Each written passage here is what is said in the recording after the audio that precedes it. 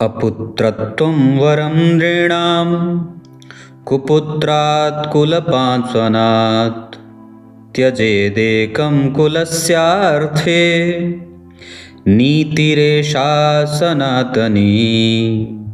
प्रिय दर्शकों नमस्कार, एक बार फिर से उपस्थित हूँ आप सबके सामने गुरुवार के कार्यक्रम में। मैं आज आप लोगों से एक अच्छी बात ये बताने आया हूँ कि जब कभी भी हम दो ग्रहों की युति को देखते हैं तो कई बार ये भ्रम में पड़ जाते हैं कि ये युति अच्छी नहीं है।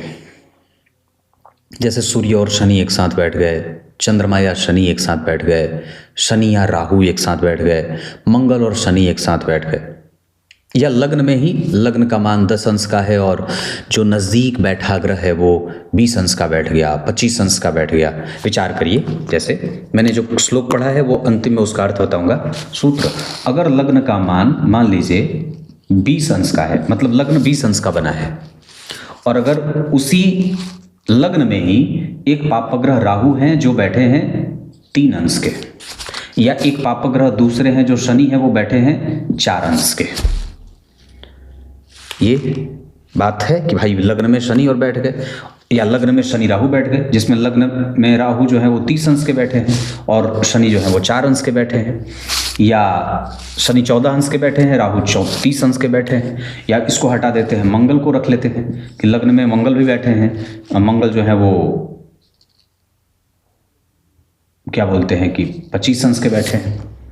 मेरे कहने का अर्थ क्या है, मैं इन दोनों के बीच में दूरी दिखाना चाहता हूं। हम कई बार ये बात सोच करके डर जाते हैं या देख कर डर जाते हैं कि लग्न में या किसी एक भाव में 2 पापग्रह बैठे हैं तो वो भाव खराब हो गया, जबकि ऐसा नहीं है।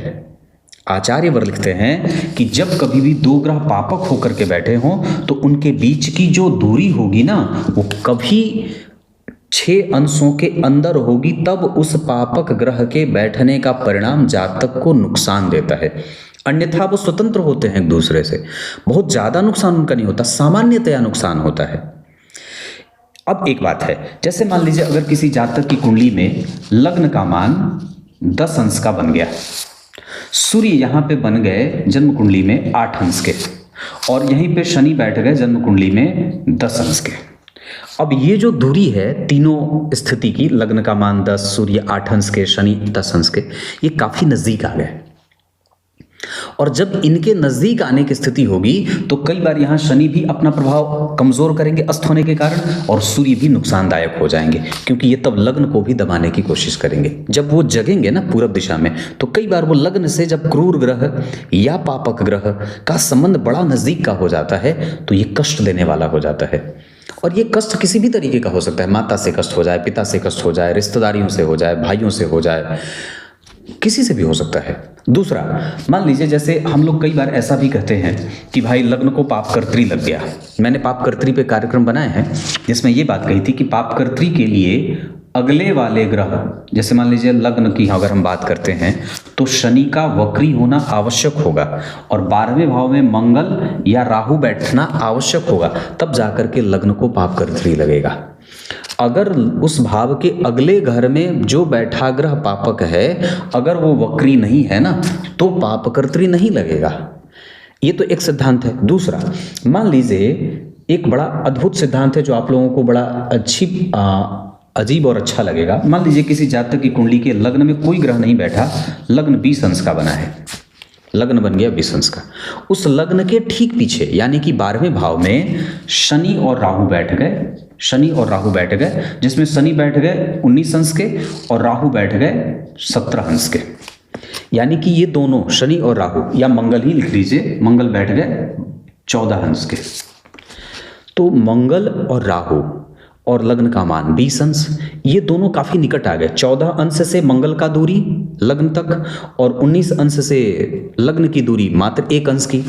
इसका अर्थ होगा कि लग्न के 12वें भाव में जो दोनों पापक ग्रह बैठे हैं वो काफी क्लोज कनेक्शन में जा रहे हैं।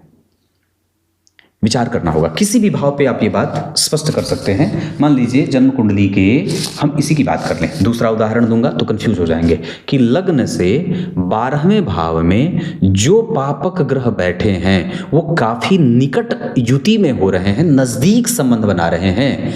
इस वजह से वो व्यक्ति के माता, पिता, भाई, सहोदर, बहन आदि सब का, भाई बहन जो सहोदर, इनका कष्ट व्यक्ति को होने लगता है। अब विचार करिए, एक उदाहरण बड़ा ही स्पष्ट और बिल्कुल आधार से युक्त देता हूं जो चौथे भाव से घटित होगा।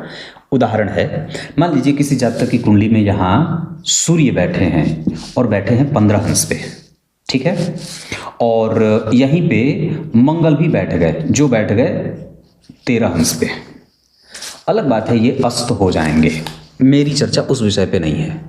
तो जन्म कुंडली के चतुर्थ स्थान में सूर्य बैठ गए 15 अंश पे और मंगल बैठ गए 13 अंश पे, और जन्म कुंडली के सप्तम स्थान में शनि बैठ गए चाहे कितने भी अंश पे, मान लीजिए 20 अंश पे बैठ गए, कोई अंतर नहीं है, शनि से कोई विशेष, यहाँ शनि की डिग्री को नहीं देखना है, आप खाली संबंध देखिएगा कि अगर सूर्य 15 अंश के या मंगल 13 अंश के, कुल मिलाकर के जो चतुर्थ भाव की स्थिति है उसमें जो दोनों पापक ग्रह बैठे हैं वो काफी निकट आकर बैठे हैं, और उस पर एक तीसरे अन्य पापक ग्रह की दृष्टि पड़ गई। तो सूर्य जो चौथे भाव में थे या दूसरा पापक ग्रह जो चौथे भाव में था, उस पे एक अन्य पापक ग्रह शनि की दृष्टि पड़ गई। अब ये जो स्थिति होगी ना, ये माता का भाव है और पिता के कारक बैठे हैं। सूर्य यहां माता का भाव है, मंगल अगर बैठा है तो भाई का कारक है। तो इस शनि की दृष्टि के कारण सूर्य यानी कि पिता और मंगल यानी कि भाई दोनों को कष्ट होगा। कुंडली मेरी हो गई, प्रभावित कौन हो रहा है? पिता और भाई। माता के घर में है तो माता, पिता, भाई, यही होता है जब एक जातक का जन्म होता है। अब इसको आप ऐसे समझिए, दूसरा उदाहरण और दे देता हूं तब और भी स्पष्ट हो जाएगा। मान लीजिए जन्म कुंडली के 6वें भाव में जन्म के समय पे राहु बैठे हैं और एक बैठ गए मंगल। मंगल यहां बैठे हैं 10 अंश के, राहु बैठ गए 18 अंश के, या राहु को हटा दें, हम यहां शनि को ही रख देते हैं, ठीक है। शनि बैठ गए 15 अंश के, तो शनि और मंगल बैठ गए 6ठे भाव में। अब ये जातक को तो बहुत प्रतियोगी बना देंगे, शत्रुहंता योग बना देंगे, लगा देंगे। लेकिन अब विचार करिए, इसी पे राहु की दृष्टि चल जाए, राहु की 9वीं दृष्टि पड़ गई, तो अब ये क्या होगा कि ये किसका भाव होता है? शत्रुओं का होता है। तो राहु की दृष्टि के कारण व्यक्ति के जीवन में शत्रु कोई ना कोई रहेगा। ये अलग बात है कि ये व्यक्ति को साहसी बनाएंगे, लेकिन जीवन में शत्रुता रहेगी, जीवन में कंपटीशन रहेगा, जीवन में संघर्ष भी देंगे, क्योंकि ये दोनों ग्रह काफी नजदीक आ गए हैं युति में। इस वजह से वो जातक के जीवन में विषम परिस्थितियों का निर्माण करेंगे। अब चूंकि राहु की दृष्टि है तो कैसे? तो यहाँ पे ये 6वें भाव से जिन जिन विषयों का विचार किया जाता है, रोग, शत्रु, विषम परिस्थिति, ऑब्स्टेकल, इन सभी चीजों में बढ़ोतरी देखने को मिल जाएगी। समझ में आ गई होगी बात। तीसरा उदाहरण लेते हैं। मान लीजिए जन्म कुंडली के 10वें स्थान की बात करते हैं। 10वें स्थान में सूर्य बैठे हैं, सूर्य को हटा देते हैं, मंगल बैठे हैं 15 अंश के, और शनि बैठे हैं जन्म कुंडली में 18 अंश पे। दोनों नजदीक आ गए, एकदम क्लोज कनेक्शन में ये युति हो गई। अब ये किस भाव में बनी है युति? 10वें स्थान में, यानी कि ये पिता का भाव है। अब विचार करिए, तो जब पिता के भाव में ये युति हुई ना, तो पिता को कष्ट देगी। पिता को कैसे कष्ट दे सकती है? जातक की कुंडली में ये योग बना, 15 अंश पे शनि और मंगल बैठ गए, तो पिता भाव में बैठ गए, इस वजह से पिता को कष्ट देंगे। तो किस तरीके का कष्ट मिलेगा? चूंकि ये दोनों बैठ करके चतुर्थ स्थान को देख रहे हैं, इस वजह से माता को या तो माता की मृत्यु या तो पिता की मृत्यु, जातक की कुंडली में ये योग घटित हो जाए तो ऐसा योग बनेगा, ऐसा एक दुर्योग बन जाएगा। ऊपर से उस पे किसी अन्य पापक ग्रह राहु की दृष्टि पड़ जाए, राहु यहां से देख लिए, तब ये और भी ज्यादा खतरनाक स्थिति हो जाएगी और कुंडली को एक तरफा सुख और एक तरफा दुख देने वाली बात हो जाएगी। आप समझ रहे होंगे मैं जो बात कह रहा हूं। कुल मिलाकर के मेरे कहने का अर्थ यह है कि हमें ग्रहों के डिग्री का विशेष ध्यान रखना ही होगा। अगर दोनों ग्रह या 3 ग्रह या लग्न में बन रही राशि, लग्न का मान अगर ग्रहों से विस्तृत दूरी पे है, जैसे मैंने क्या ही कही थी बात, लग्न का मान 5 अंश का बन गया और शनि बैठे हैं लग्न में 25 अंश पे, तो भाई ये युति कहाँ हुई? ये तो 20 अंशों की काफी ज्यादा दूरी हो गई ना। युतियां जो होती हैं वो लगभग 5 से 6 अंश पे काम करना विशेष प्रबल रूप से शुरू करती है। प्रबल रूप से ये युति 5 से 6, ग्रहण भी जो बनता है इतने से बनना शुरू होता है। तो कहने का अर्थ क्या है कि आप इससे बिल्कुल भी न डरें कि लग्न में शनि बैठे हैं। आप लग्न का मान देखिए और ग्रह जो बैठा है, शनि बैठे हैं, राहु बैठे हैं, मंगल बैठे हैं, केतु बैठे हैं, उसका मान देखिए। इन दोनों के विशेष मानों में 5 से 6 अंशों से ज्यादा का अंतर है तो ये कष्टकारी होगा, अन्यथा नहीं। ये समझने का विषय है। मेरे कार्यक्रम चलते नहीं हैं, 1000 व्यू हो जाए बस उतने से ही खुश। 2 साल पहले भी था, 5 साल पहले भी था, आज भी उतने से ही खुश होता हूँ। रात में 12 बजे तक जग जाता हूँ, 11 हो जाए, 1000 हो गए, बहुत बढ़िया। तो कहने का अर्थ क्या, ये समझना है। अगर ये नहीं समझे तो हम कई बार इस भ्रम के कारण हमारे साथ धोखा हो जाता है। देखो तुम्हारी कुंडली के शनि राहु लग्न में बैठे हैं, शनि राहु भारी हैं, मंगल केतु भारी हैं, ऐसा नहीं है। विचार करने वाली बात जो मैंने आपको समझाया है, अब आप मुझे बहुत अच्छे से विश्वास है कि आप जिस विषय को मैं आपको समझाना चाहता हूं दिमाग में वो क्या है कि हमारे पास ग्रहों की दृष्टि का कैसा प्रभाव मिला था। जो मैंने बताया था, शनि की दृष्टि के कारण चौथा भाव पीड़ित हो गया था। यहाँ पे मंगल राहु मंगल शनि बैठे थे, राहु की दृष्टि के कारण पिता भाव कमजोर हो गया था। यहाँ पे शनि मंगल बैठे थे, राहु की दृष्टि के कारण शत्रु भाव और खराब हो गया था। तो इस वजह से हमें इस बात को समझना होगा कि कुंडली का कौन सा पक्ष अच्छा है और कौन सा पक्ष बुरा है।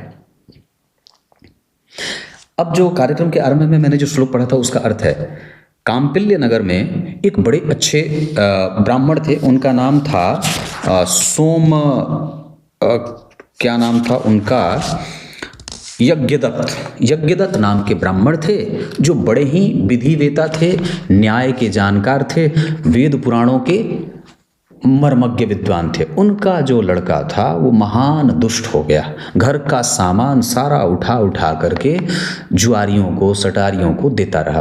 और उसकी माता जो परम पतिव्रता थी वो अपने पति को ये बात कभी नहीं बताती थी कि देखो हमारा बच्चा जो है वो बिगड़ रहा है। जब जब उनके पतिदेव पूछते थे बच्चा कहाँ है तो बोल देती थी वो पढ़ करके गया है, वही बच्चों के साथ पढ़ने गया है। हमेशा झूठ बोल देती थी।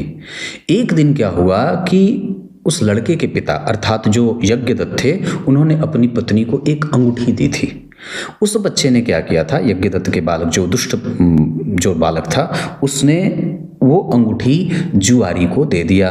बाद में किसी तरीके से पंडित जी को ये बात पता चलती है, ये अंगूठी तो मैंने अपनी पत्नी को दिए थे, ये अंगूठी इसे कहाँ से मिली।